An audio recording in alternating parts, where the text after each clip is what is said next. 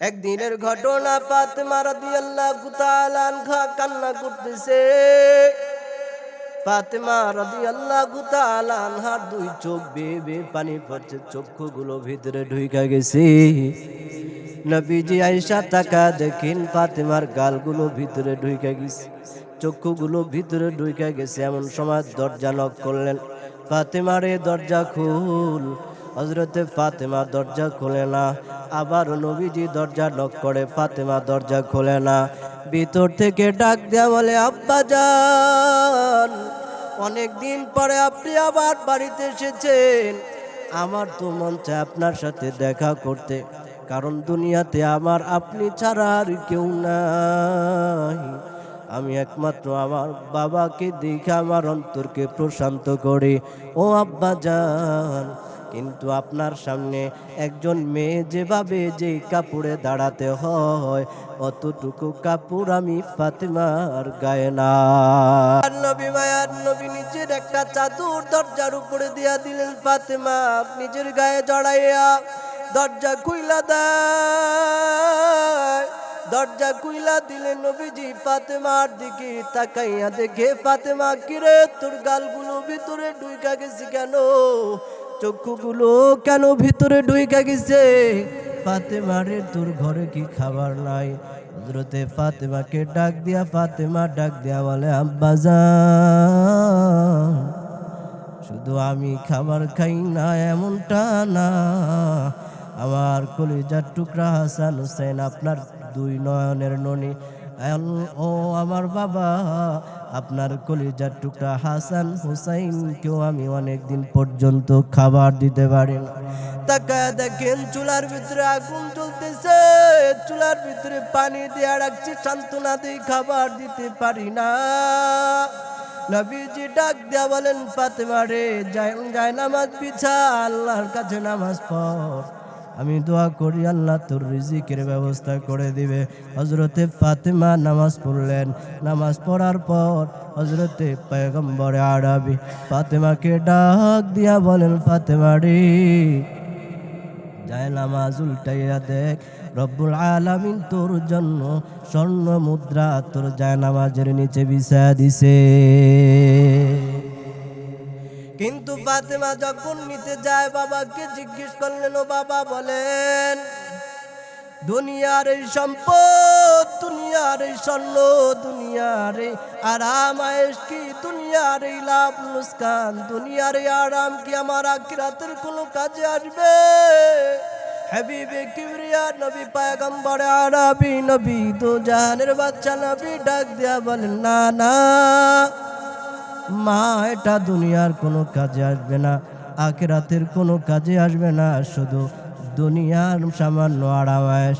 হযরতে ফাতেমা ডাক দিয়া বলে, দুনিয়ার আরামের জন্য আমি আখিরাতকে দূরে সরা দিতে পারি না। আব্বা জান, এক সপ্তাহ কেন, এক মাস কেন, 1000 বছর যদি আল্লাহ বাঁচা রাখেন, 1000 বছর না খায়া থাকতে পারি, কিন্তু আমার আল্লাহকে মোহাব্বত করা থেকে পিছনে হটতে পারি না।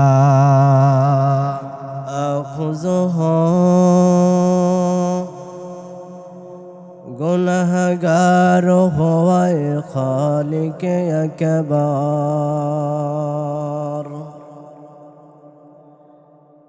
আরিফহ গুনাহগার হওয়ায় খালিকে আকবার, दिन रात है करता हो दुआ हाथ उठाकर, दिन रात है करता हो दुआ हाथ उठाकर, इस रब में जो है रोज़ाए पुर नूर पैगंबर, इस रब में जो है रोज़ाए पुर नूर पैगंबर, इस गैरू की जन्नत की ज़ियादत हो मुयस्सर, इस गैरू की जन्नत की ज़ियादत हो मुयस्सर, वलहदैनाहुम صراطا مستقيما আল্লাহ রব্বুল আলামিন জানা দেয় আমি সরল সঠিক পথ দেখাবো। সূরা ফাতিহা নামাজের মধ্যে আমরা তেলাওয়াত করি, নামাজের মধ্যে আমরা পড়ি ইহদিনাস সিরাতাল মুস্তাকিম। আল্লাহর কাছে প্রার্থনা জানাই, আল্লাহ আপনি আমাদেরকে সরল সঠিক পথ দেখান। রব্বুল আলামিন বলে ওয়ালা হাদাইনাহুম সিরাতাম মুস্তাকিমা, আমি তোমাদেরকে সরল সঠিক পথ দেখাবো। কিন্তু সরল সঠিক পথ কোনটা? কোন পথ হবে সরল সঠিক পথ? এই কথা রব্বুল আলামিন জানিয়ে দিয়েছেন। আল্লাহ রব্বুল আলামিন বলেন, যারা চার শ্রেণীর মানুষকে ফলো করবে, যারা চার শ্রেণীর মানুষকে অনুসরণ করবে, তাদেরকে আমি আল্লাহ সরল সঠিক পথ দেখাবো, জান্নাতের পথ দেখাবো। সুবহানাল্লাহ। রব্বুল আলামিন জানা দেয় ওই চার শ্রেণীর মানুষ কারা হবে? রব্বুল আলামিন বলেন, ওয়া মান ইউতিইল্লাহা ওয়ার রাসূল ফাউলাইকা মা'আল্লাযীনা আন'আমাল্লাহু আলাইহিম মিনান নাবিয়্যিন ওয়াস সিদ্দীকিন والشهداء والصالحين। রব্বুল আলামিন জানা দেয় ওই চার শ্রেণীর মানুষ যারা নবীদের অনুসরণ করবে।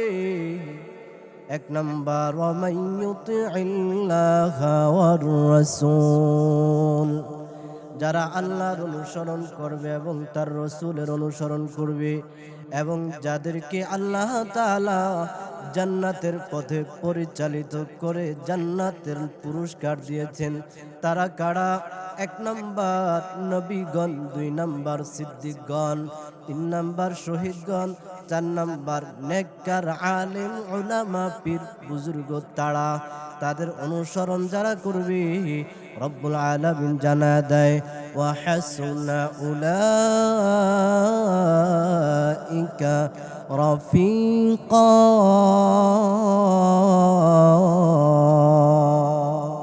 রব্বুল আলামিন জানা দেয় যারা নবীগণ, যারা সিদ্দিকগণ, শহীদগণ, সালেহগণ এদের অনুসরণ করবে, আল্লাহ তাআলা তাদেরকে প্রিয় বান্দা হিসাবে ঘোষণা করেছেন। কারা প্রিয় বান্দা হবে? এই মানুষগুলো শুধু নিজের ধান্দায় ঘুরবে না, নিজের উপরে জুলুম নির্যাতনের চিন্তা করবে না, নিজের উপরে অন্যায় অবিচারের চিন্তা করবে না। তারা চিন্তা করবে আমার রব আমার উপরে খুশি আছে কিনা, এটা চিন্তা করবে। আমার নবী আমার উপরে খুশি আছে কিনা চিন্তা করবে। যেই পথে আল্লাহ খুশি না, যেই পথে নবী খুশি না, ওই পথে কোনো মুসলমান কোনো দিন চলতে পারে না, ঠিক কিনা? এর জন্য মুসলমান বন্ধুরা রে আমার, নেককার যারা, তারা ইসলামের পক্ষে ডাকে, আল্লাহর দিকে ডাকে, নবীর পক্ষে ডাকে, কোরআনের দিকে ডাকে। রাসূলুল্লাহ সাল্লাল্লাহু আলাইহি ওয়াসাল্লামের কলিজার টুকরা ফাতেমা রাদিয়াল্লাহু তাআলা আনহা, খাতুনে জান্নাত নামে আমরা যাকে চিনি, হযরতে ফাতেমা রাদিয়াল্লাহু তাআলা আনহা অনেক শৌখিন ছিলেন না, তবে তিনি সবসময় চেয়েছেন আমার আল্লাহ যেই পথে খুশি থাকে আমি ওই পথেই চলবো, আমার রব যেই পথে খুশি থাকে আমি ওই পথেই চলবো। যে পথে আমার রব, আমার আল্লাহ, আমার নবী খুশি না, ওই পথে আমি ফাতেমা কোনোদিন চলতে পারি না। ফাতেমার এক বান্ধবী ছিল, বান্ধবী বান্ধবীর বিবাহ ঠিক হয়ে গেলে পরে তার বাবা লোক মাধ্যমে বান্ধবীকে ডাকালেন, মেয়েকে বললেন, ও বোন, তোমাকে তোমার বাবা ডাকে। আল্লাহর বান্দি দৌড়ায় চলে গেলেন বাবার কাছে। বাবার কাছে যাইয়া বলেন, আব্বু আপনি আমাকে ডেকেছেন কেন? বাবা ডাক দিয়া কয়, ও মা, আমি তোমার জন্য একজন পাত্র দেখেছি, যে পাত্র খুব সুদর্শন, খুব টাকা পয়সাওয়ালা, বংশ বলিও ভালো। আমি তোমার জন্য পাত্র দেখেছি, বলো এই বিবাহে তুমি রাজি আছো কিনা বলো। ওই মেয়ে ডাক দেয়া বলে, বাবা আমি রাজি আছি কিনা আমাকে একটু সময় দেওয়া লাগবে, আমি এখনই বলতে পারবো না, কারণ আমার চিন্তা ভাবনা করতে হবে।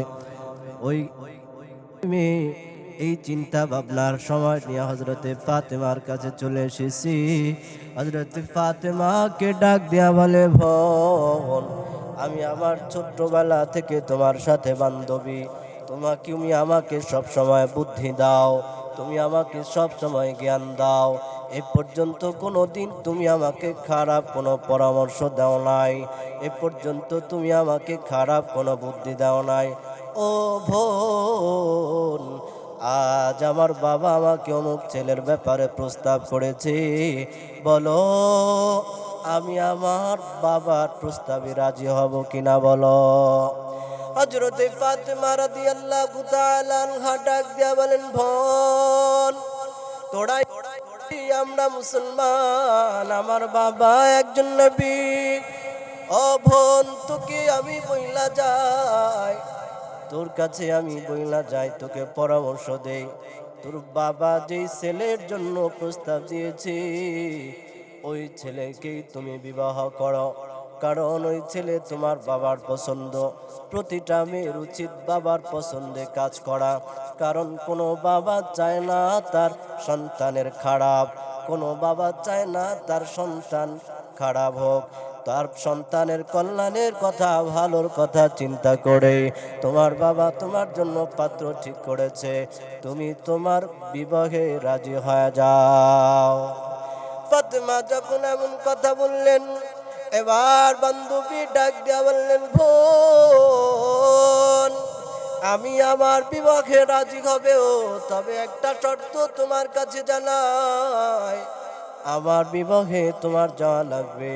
তুমি যদি আমার বিবাহে যাও তাহলে আমি আমার বিবাহে রাজি হব। তুমি যদি আমার বিবাহে যাও, আমার বাবাকে আমার বিবাহের প্রস্তাবের কথা, রাজির কথা জানাবো। এ কথা বলতেই আল্লাহর বান্দি হযরত ফাতেমা রাদিয়াল্লাহু তাআলা আনহা ডাক দিয়া বলে, ও বোন, তোমরা মুসলমানদেরকে সহ্য করতে পারে না, তাছাড়া আমি তোমাদের বিবাহে কেমনে যাব বলো। আমার বাবা একজন নবী, আমি নবী কন্যা ফাতেমা, আমি যদি তোমার বিবাহে যাই তোমাদেরকে বরদাস্ত করতে পারবে না। আমি যদি তোমার বিবাহেতে যাই মুসলমানরা আমাকে খারাপ মনে করবে, আমার বাবাকে খারাপ মনে করবে, সুতরাং আমি তোমার বিবাহে যেতে পারবো না। আল্লাহর বান্দি ডাক দেয়া বলে, এমন ধরা ধরলেন, বললেন, বোন, যদি তুমি আমার বিবাহে না যাও তাহলে আমি প্রস্তাবে রাজি হব না। তবে আমি কিভাবে যাব? তোমাদের বিবাহে আমার যাওয়া ঠিক হবে না।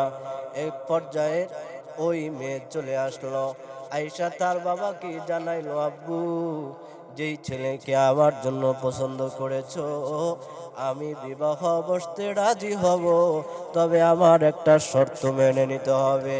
আল্লাহর কন্যা যখন বললেন, আমার শর্ত মেনে না লাগবে, বাবা বললেন, কি শর্ত বলো। এমন সময় মেয়ে ডাক দিয়া বলে, বাবা, আমার বিবাহে আমার ছোট্টবেলার বান্ধবী অদ্যবধি তার সাথে আমার বন্ধুত্ব। আমার বান্ধবী ফাতেমা, মুহাম্মাদের মেয়ে ফাতেমাকে আমার বিবাহে আমন্ত্রণ জানানো লাগবে। যদি আমার বিবাহে তাকে আমন্ত্রণ জানানো না হয়, আমি আমার বিবাহে বসতে রাজি না, তুমি তাকে না করে দাও।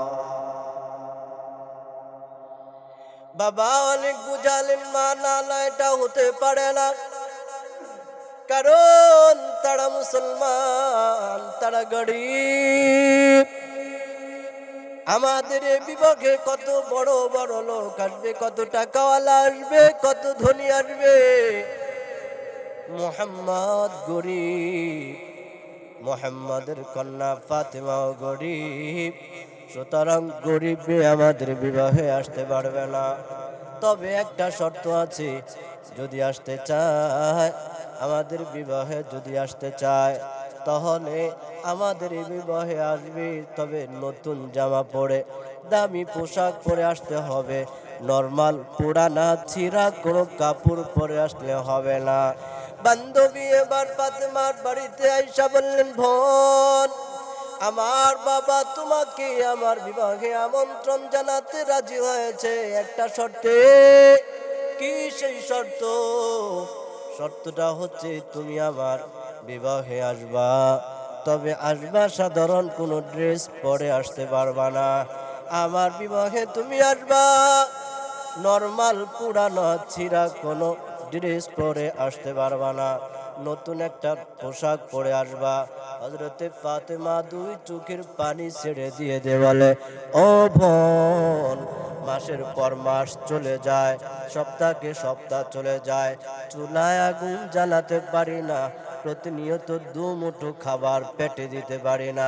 বোন রে, নতুন জামা পরে আমি তোমার বিবাহে যেতে পারবো না। বান্ধবী ডাক দেয়া বলেন, বোন, তোমার প্রতি আমার বিশ্বাস আছে, তুমি এমন একজন ব্যক্তির সাথে, এমন একজন স্রষ্টার সাথে তোমার সম্পর্ক, এমন একজন মালিকের সাথে তোমার সম্পর্ক, তুমি যদি ওই মালিকের কাছে চাও, তোমাকে তোমার ওই মালিক নিষেধ করবে না। আমার বিশ্বাস, তুমি যদি আল্লাহর কাছে চাও, কারণ তোমার আল্লাহর সাথে তোমার বড় বন্ধুত্ব রয়েছে, তোমার আল্লাহর সাথে তোমার খুব ভালো সম্পর্ক আছে। কারণ মুসলমান বন্ধুরা রে আমার, পৃথিবীর মানুষ তো চিনে না, জানে না, পৃথিবীতে আপন বলতে মা চির আপন, এটা আমরা মনে করি। দুনিয়ার লাইনে স্বার্থ আঘাত লাগলো মা সন্তানের বিরুদ্ধে যায় কি যায় না? কথা বলেন, যায় কি যায় না? আমরা মনে করি বাবা বড় আপন, সন্তান যদি বাবার সাথে অবাধ্যতা দেখায়, এক পর্যায়ে সন্তানের উপরে বাবা রাগ করে, বাবাকে সন্তানকে ত্যায্য করে দেয়। কত বাবা সন্তানের বিরুদ্ধে মামলা দেয়, কত বাবার বিরুদ্ধে সন্তান মামলা দেয়, কত কন্যা সন্তানকে মা ঘর থেকে বের করে দেয়। কিন্তু আপনার আমার রব, বান্দা সারা দিন রবকে রব বইলা মানে না। সকাল থেকে বিকাল পর্যন্ত আল্লাহ বান্দাকে ডাকে, ফজরে আজান হয় বান্দা আল্লাহকে ডাকে, জোহরে আজান হয় বান্দা আল্লাহ বান্দাকে ডাকে, আসরে আজান হয় আল্লাহ বান্দাকে ডাকে, মাগরিবে আজান হয় আল্লাহ বান্দাকে ডাকে, এশারের নামাজে আজান হয় আল্লাহ বান্দাকে ডাকে। রাত্র যখন গভীর, সব মানুষগুলো ঘুমে বিভোর, এমন সময় আল্লাহ প্রথম আসমানে আইসা তার গুনাহগার গোলামকে ডাক দেয়। মা বাবা পারে তার সন্তানকে তাড়া দিতে, মা বাবা পারে তার সন্তানকে বাড়ি থেকে বের করে দিতে, কিন্তু আপনার আবার রব এমন একজন মালিক, এমন একজন আল্লাহ, যিনি রাগ করে কোনোদিন খাবার বন্ধ করে দেয় নাই, যিনি রাগ করে কোনোদিন পানি বন্ধ করে দেয় নাই, যিনি রাগ করে কোনোদিন ক্ষেতের ফসল হওয়া বন্ধ করে দেয় নাই, যিনি রাগ করে কোনোদিন সমুদ্রের পানি চলাচল বন্ধ করে দেয় নাই, যিনি কোনোদিন রাগ করে আপনার আমার জীবন বাঁচার জন্য যে শ্বাস প্রশ্বাস এটা বন্ধ করে দেয় নাই, ওই আল্লাহ তার বান্দার গুনাহের কারণে রাগ না কইরা বান্দাকে ডাক দেয়া বলে, আলামান মুস্তাগফিরিন ফাগফিরালা, আলামান মুস্তারজিকিন ফারজুকাহু, আলামান মুবতালান ফাউআফিয়াহু, আলা কাযা আলা কাযা হাত্তা ইয়াতলু আল ফাজর। মুসলমান বন্ধুরা রে, আমার রব চাইলে আপনার আমার চলাচলের পাগুলো বন্ধ করে দিতে পারে, পারে কি পারে না বলেন? মুসলমান চাইলে আল্লাহ আমার হাত নাড়াচাড়া বন্ধ করে দিতে পারে, চাইলে আল্লাহ তাআলা আপনার আমার জবান বন্ধ করে দিতে পারে, চাইলে আল্লাহ তাআলা আপনার আমার চক্ষুগুলো অন্ধ করে দিতে পারে, চাইলে আল্লাহ তাআলা আপনার আমার কর্ণগুলো বন্ধ করে দিতে পারে। এই কর্ণ দ্বারা সারাদিন কত গুনাহ করি, এই চক্ষু দ্বারা সারাদিন কত গুনাহ করি, এই জবান দ্বারা সারাদিন কত গুনাহ হয়, এই পা দ্বারা কতদিন কত গুনাহ হয়, হাত দ্বারা সারাদিন কত গুনাহ হয়। এরপরও আল্লাহ তার বান্দাকে এত দয়া করেন, এত দয়া করেন, এত মায়া করেন, বান্দাকে ডাক দেয়া বলে, এই গোলাম তোর গুনাহ কি আসমান জমিন সম পরিমাণ হয়ে গেছে, তুই আমার কাছে আয়। তোর গুনাহ কি সমুদ্রের ফেনা সম পরিমাণ হয়ে গেছে, তুই আমার কাছে আয়। এ গোলাম, আসমান জমিন সম পরিমাণ কি তোর গুনাহ হয়ে গেছে, আয় আমি রবের কাছে আয়। আমি আল্লাহ আমার কুদরতি হাতগুলো বিছায়া রাখছি, আমাকে আল্লাহ বইলা ডাক দিতে দেরি হবে, আমি আল্লাহ জবাব দিতে বিন্দু মাত্র দেরি করব না। আল্লাহু আকবার বলেন। কন্যা ফাতেমাকে ডাক দেয়া বলে, বোন তোর সাথে আল্লাহর সম্পর্ক আছে, আমি জানি তুই তোর রবকে বড় ভালোবাসো, তোর রব তোকে বড় মায়া করেন। ফাতেমা রাদিয়াল্লাহু তাআলা আনহা এক পর্যায়ে রাগ করে অভিমান করে বলেই ফেললেন, এ বান্ধবী কোনো টেনশন করবি না, চিন্তা করবি না, আমি তোর বাড়িতে আসব, সাধারণ কোনো পোশাক না, নতুন শুধু নতুন কোনো পোশাক না, পৃথিবী না পুরা দুনিয়ার মধ্যে সর্বশ্রেষ্ঠ পোশাক পরে আমি তোর বিবাহে হাজির হব। এ কথা বললে হযরতে ফাতেমা বিছানায় মুসাল্লা বিছায়া রবের কুদরতি পায়ে সিজদা দেওয়া আরম্ভ কইরা দিলেন। সিজদা দিতেছে, নামাজে দাঁড়ায় গেছে, নামাজে দাঁড়াইয়া নামাজ আদায় করে সিজদায় পড়ে আল্লাহকে ডাক দিয়া বলে, আল্লাহ কোনদিন আমি আমার খাবারের জন্য তোমার কাছে প্রার্থনা করি নাই, দুনিয়াতে কত কষ্ট করি, কোনদিন আপনার কাছে আমি কোনো কিছু চাই নাই, কারণ আমি জানি দুনিয়ার এই হায়াত সাময়িক, কিছুদিন পরে শেষ হয়ে যাবে, কিন্তু আমার আখিরাতের জীবন এটা কোনোদিন শেষ হবে না, আবাদুল আবাদ, চিরস্থায়ী শান্তির আখিরাত আমি শেষ করতে পারি না। তবে আল্লাহ আজকে আমি আপনার কাছে একটা আবেদন জানাই, যে আবেদন আমি কোনোদিন করি নাই। এই আবেদন দুনিয়ার কোনো শান্তির জন্য না, এই আবেদন দুনিয়ার কোনো মানুষকে দেখানোর জন্য না, এই আবেদন একটাই উদ্দেশ্য, মানুষকে যেন তোমার দিকে, নবীর দিকে, আল্লাহর দিকে, জান্নাতের দিকে ডাকতে পারি। কারণ ফাতেমা তো এমন কন্যা, এমন মেয়ে, এমন একজন নারী।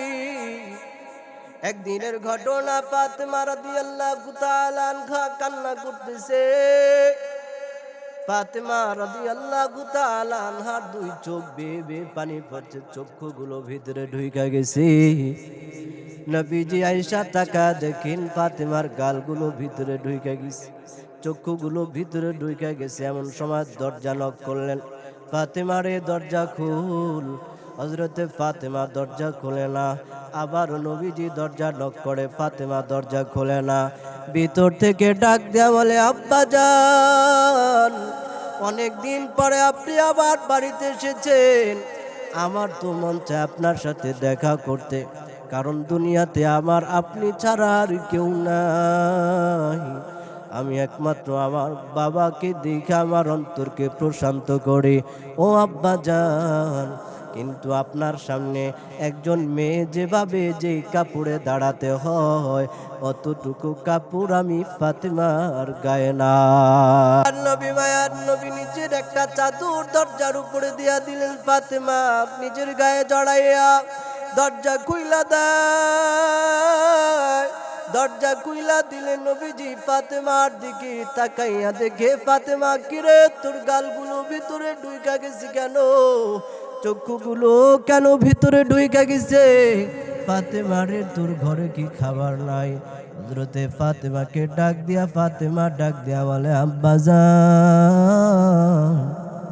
শুধু আমি খাবার খাই না এমনটা না, আমার কলিজার টুকরা হাসান হোসেন, আপনার দুই নয়নের ননি, ও আমার বাবা, আপনার কলিজার টুকরা হাসান হুসাইনকেও আমি অনেক দিন পর্যন্ত খাবার দিতে পারি না।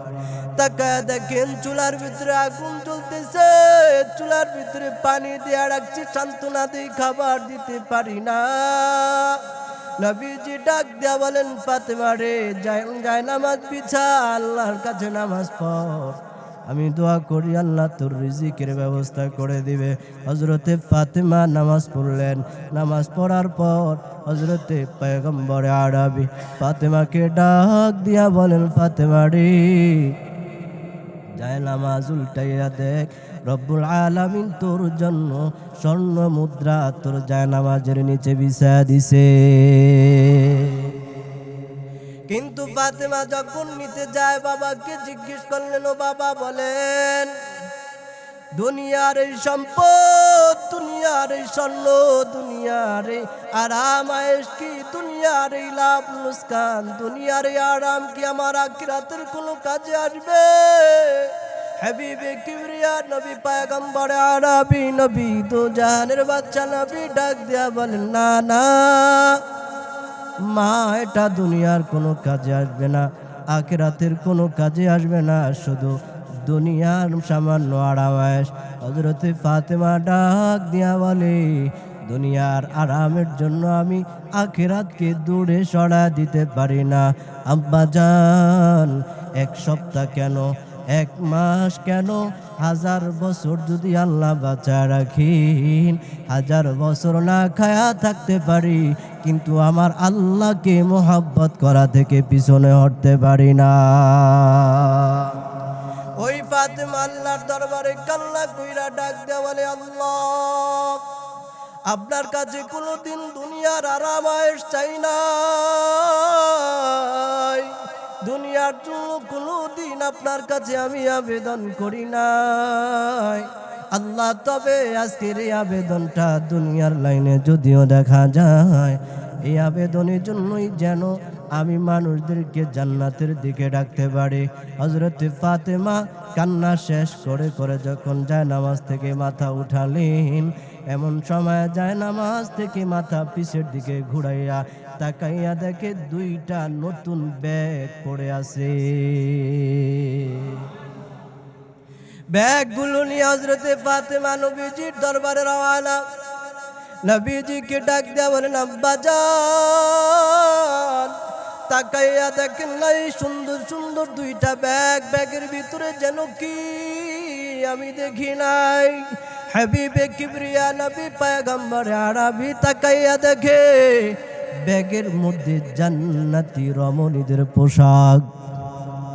আগামী জুমায় কেন জোরে কোন হযরতে ফাতেমাকে ডাক দেয়া বলে, মা রে, তোর জন্য আল্লাহ পাঠাইছে, কারণ তুই তো তোর মালিকের সাথে গভীর সম্পর্ক করেছো, কেন তুই এই পোশাক আল্লাহর কাছে চাইলি? হযরতে ফাতেমা ডাক দেয়া বলেন, আব্বাজান, আমার এই পোশাক চাওয়ার কারণ আমি আমার বান্ধবীর বাড়িতে বিয়েতে যাব, দুনিয়ার কোনো আনন্দ উল্লাসের জন্য নয়। ওই বাড়ির যতগুলো তাদেরকে ইসলামের দিকে দাওয়াত দেওয়ার জন্য যাব। পয়গম্বর জানায়া দেয়, ওই বাড়িতে বিয়ে বাড়িতে যাবি, মা সাবধান, পর্দার খেলাপ যেন হয় না, পর্দা ছাড়া বাড়ি থেকে বের হবি না। মুসলমান বন্ধুরা রে, আবার পর্দা তো মুসলমানদের জন্য এখন ইন্স্যুরেন্সের নাম হয়ে গেছে। পর্দা লাইফ ইন্স্যুরেন্স, পর্দা সমিতি, পর্দা ইন্স্যুরেন্স। কিন্তু পর্দা মুসলমানের স্বাধীনতা, মুসলমান নারী পুরুষের ইজ্জত আব্রু যেন হেফাজত, এটা মুসলমান ভুলেই গেছে, ঠিক কিনা? এটা যদি ভুলে না যাইতো, এই তো মেলা বসছে, মেলা না, মেলার ভিতরে দেখেন কয়েকজন পুরুষ আর কয়েকজন মহিলা, পুরা মেলাটাকে মহিলারা ঘিরে ধরেছে। মুসলমান বন্ধুরা রে, আবার গতকালকে আমি মেলার সামনে গিয়েছিলাম, ডেস্কের আওয়াজে বাড়িতে এখানে থাকা যায় না। এক পর্যায়ে ডেস্কওয়ালাকে ডাক দিয়া বললাম, ব্যবসা করবা ভালো কথা, ডেস্কের আওয়াজ যদি বাড়াও ডেস্ক ডুক্স নিয়ে পানিতে ফালায় দেব। এ কথা বলতেই বলেন, হুজুর তাহলে কি করম? আমি কই আওয়াজ দিবি ঠিক, কিন্তু মাঠের বাইরে যেন আওয়াজ না যায়। কয় ঠিক আছে। ডেস্কের আওয়াজ হয় নাই, এরপরে আর কিন্তু বেগানা, বেপর্দা, বেহায়া, নির্লজ্জ মহিলারা মেলায় যেতে ভুলে না। হযরতে ফাতেমা রাদিয়াল্লাহু তাআলা আনহা বিবাহে বাড়িতে রওনা দিলেন, পর্দা পুশিদার সাথে রওনা দিয়েছেন। যখন বিবাহ বাড়িতে গেছে, এলাকার পুরা বিবাহ অনুষ্ঠানে যত মহিলারা আছে, ফাতেমা একটা কামরার মধ্যে পর্দার সাথে বসে আছে। কিন্তু ফাতেমার পোশাকের জান্নাতি খুশবু পুরা বাড়িতে ছড়ায় পড়ছে। সুবহানাল্লাহ নাই? ফাতেমার খুশবু পুরা বাড়িতে ছড়ায় পড়ছে। মানুষগুলো, মহিলারা পাগলের মতো দৌড়ায়, ডাক দেওয়া বলে, ফাতেমা রে, তুই গরিব মানুষ, মোহাম্মদের মেয়ে, এত দামি পোশাক পাইল কয়? ফাতেমা কোনো কথা কয় না। এলাকার মহিলারা ডাক দেওয়া বলে, ও ফাতেমা বল, দুনিয়ার বহু মার্কেটে আমরা ঘুরেছি, দুনিয়ার বহু মার্কেটে আমরা গিয়েছি, বহু পোশাক পরেছি। ফাতেমা রে, তোর মতো এত সুন্দর পোশাক কোনোদিন আমরা জন্মেও দেখি নাই, তোর মতো এত সুগন্ধি যুক্ত পারফিউম কোনোদিন আমরা ব্যবহার করি নাই। হযরতে ফাতেমা রাদিয়াল্লাহু তাআলা আনহা ডাক দিয়া বলে, এই কাপড় একটা বাজারেই পাওয়া যায়, একটা মার্কেটেই পাওয়া যায়। ওই মার্কেটে যাওয়ার জন্য শর্ত আছে, শর্ত ছাড়া ওই মার্কেটে বেহায়ার মতো, নির্লজ্জর মতো বেপর্দা হয়ে যাওয়া যায় না। মহিলারা ডাক দেওয়া বলে, মহিলারা বলতেছে, বোন কি শর্ত বল, আমরা তোমার শর্ত মেনে নিব। মহিলাদের একটা অভ্যাস, পাশের বাড়ির ভাবি যদি নতুন একটা পোশাক পরে, এ ভাবির পোশাক পরে দেখা স্বামীকে বলে, ভাবি আজকে কত সুন্দর একটা পোশাক পরছে, শীতের মৌসুম, নতুন নতুন সোয়েটার বাজারে এসেছে, শীতের কত কালেকশন। জামাইকে স্বামীকে ডাক দেয়া বলে, স্বামী আমার, পাশের বাড়ির ভাবি কত সুন্দর সোয়েটার গেঞ্জি পরেছে, থ্রি পিস পরেছে, আমার জন্য যদি এমন একটা থ্রি পিস আনতা। কারণ মহিলারা খাবারের থেকে বেশি পোশাককে মহব্বত করে, ঠিক কিনা? মুসলমান বন্ধুরা রে আমার, এটা নতুন নাদি যুগ থেকে চলে আসছি। মেয়েরা বলেন, ও বোন বলো, তুমি এই পোশাক কোত্থেকে পেয়েছো? যদি তুমি ওই পোশাক কেনার জন্য যে শর্ত দাও, আমরা ওই শর্ত মানতে রাজি। যে বাজারের ঠিকানা দাও, পৃথিবীর যেই বাজারে হোক, আমরা ওই বাজারে যেতে রাজি আছি। হযরতে ফাতেমা রাদিয়াল্লাহু তাআলা আনহা সুযোগ হাতছাড়া করেন নাই, ডাক দিয়া বলি, ওই বাজারে যদি যেতে হয়, প্রথম একটা বাক্য আমার সাথে বড়, সবাই পড়ো, লা ইলাহা ইল্লাল্লাহু মুহাম্মাদুর রাসূলুল্লাহ সাল্লাল্লাহু আলাইহি ওয়াসাল্লাম। এটা বললে কি হয়?